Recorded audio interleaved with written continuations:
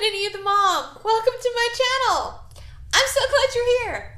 Hey, if you wouldn't mind taking a moment and clicking that subscribe button and even the bell down there for notifications so you find out when I go live or upload, that would be fantabulous. Today, I'm going to talk to you about a dubbed anime that I watched on Netflix, The Knights of Sidonia. Okay, if it's your first time here, let me just put this out there. I am horrific with names, just am, and I try not to give you any spoilers. I want you to enjoy the journey as much as I do. So no spoilers, there you go. The Knights of Sidonia. Okay, if I'm saying Sidonia wrong, sorry. Okay, so this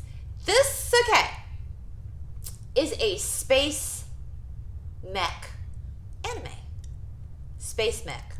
Yeah, this was different for me. But I liked it, and I watched both seasons that were available, and it kind of just pulled me in. We have Nagate, and he is, okay, well, first, let's start with, once again, the world has been demolished. Humankind rests on the Garde. That's the elite group that can fly and work the mechs against the enemy of the Guana, who have decimated Earth. Matter of fact, there isn't an Earth. No, I think like it's year like 3926 or something. I don't know. It's like whatever, but all humanity is now on this floating ship, which looks really weird. Okay, it just does. Anyway, so we have this happening, and we are introduced to Nagate, and he was raised, I guess, off the grid, let's call it that way, by his grandfather, and he resurfaces because his grandfather dies. But throughout this whole time, he had been training and learning how to pilot their mechs. That's what his grandfather did with him. So he is automatically brought in because of his lineage and his astute understanding of how to pilot a mech. He is brought into the, I guess you want to call it the academy. So that's pretty much your premise for it all. We have the Guana, who are this, it's like a life force, kind of weird, but has the power to decimate all the mechs too. So they got to figure out how to fight the Guana, save their ship, which holds all of humanity in it. That's pretty much the whole premise of this. At least season 1.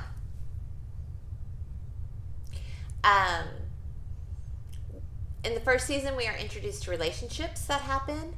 And I will tell you, do people die? Yep. It's a war movie. It's a space war odyssey with mechs. There. But it really got me, and I really enjoyed it. So there was a surprise on that. I mean, I didn't know I was actually going to like it, but I did. I preferred second season over the first season. Just going to say, Ren, Nagate, yeah, there's some really good stuff there. And I love watching how there's growth of him in the whole season and then the second season, because there are a lot of mistakes done, there are a lot of death, and there's a lot of inner turmoil. And to be able to grow as a character throughout the whole seasons, you watch that growth, and it just takes you on that journey, and you're cheering for him. And then you see other things happening that are just kind of unfair, unruly, and there's a political twist to it all. And I think it just wraps everything up really, really well. I didn't know I was going to like space anime. I say that because it really is out in space.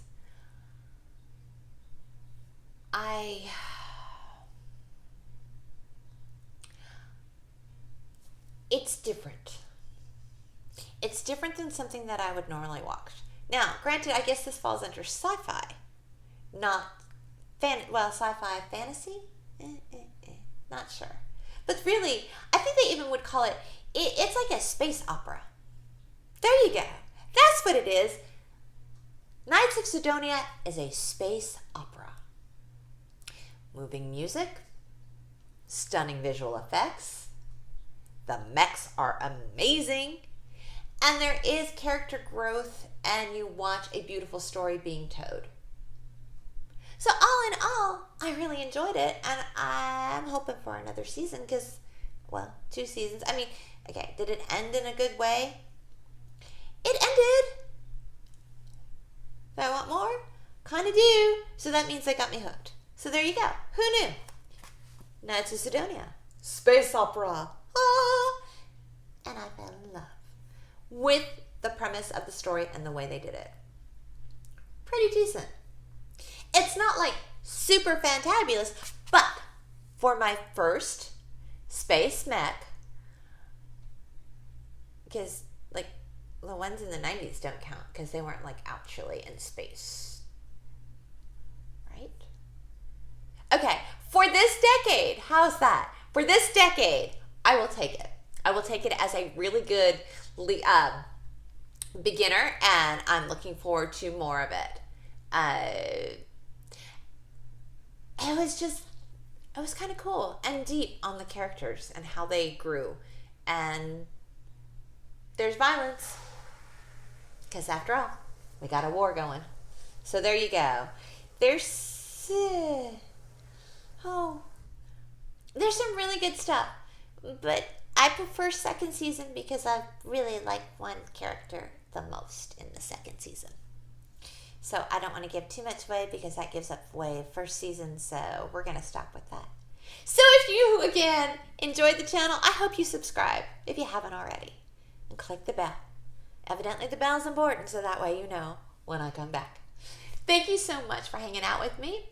And if you liked this anime or didn't like the anime, let me know in the comments. Drop a comment. Let me know. What did you think?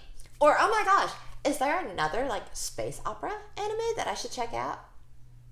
Because I think I'm kind of digging it. And I love recommendations. So there you have it. KK, thanks. Have a great day. Bye.